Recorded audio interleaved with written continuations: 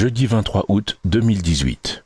Deuxième jour de visite de terrain et de rencontre des populations de l'intérieur du pays par la chef de la délégation de l'Union européenne. Pour cette deuxième étape de sa tournée, Madame Cristina Martins Barrera et sa suite étaient respectivement à Sokodé dans la matinée et à Kara dans l'après-midi. Les autorités locales de la ville de Sokodé, chef-lieu de la région centrale et de la préfecture de Tchaoudjo, située au centre du pays, à mi-chemin entre le climat tropical du bord de mer et le climat sec du Sahel, notamment le préfet et le maire, ont eu le privilège d'accueillir tour à tour, dans leurs locaux, la chef de la délégation de l'Union européenne et sa délégation. Au menu des échanges, avec la diplomate européenne, les questions liées au développement de la localité. Madame Cristina Martins Barrera a ensuite assisté au lancement de la campagne de sensibilisation sur l'importance des actes d'état civil à l'occasion de la journée africaine de l'état civil.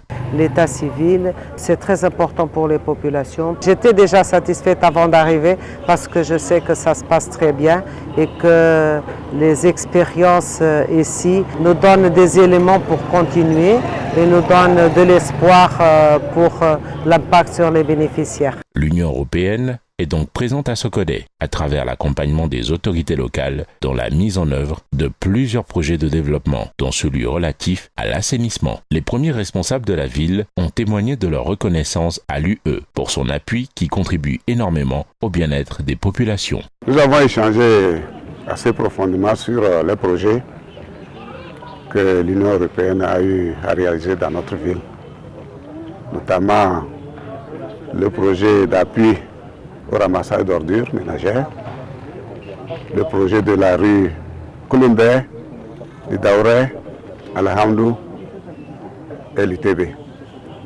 Nous avons décliné tout ce qu'ils ont mis comme finance et nous avons eu l'occasion en même temps de les remercier pour tout ce qu'ils font.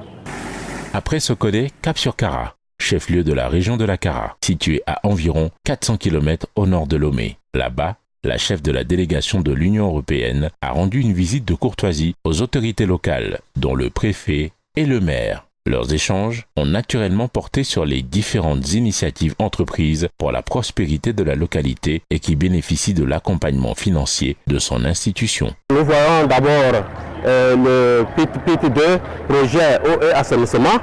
Et après cela, nous avons aussi le protocole qui est en train de nous aider à monter plusieurs projets afin que demain, avec la présence de Madame l'ambassadeur de l'Union européenne, qu'on puisse valider ce document pour la commune de Kara. Ce vendredi 24 août, la chef de la délégation de l'Union européenne poursuivra l'étape de Kara, avec notamment le lancement du plan de développement communal de la ville et une visite à la cour d'appel de Kara.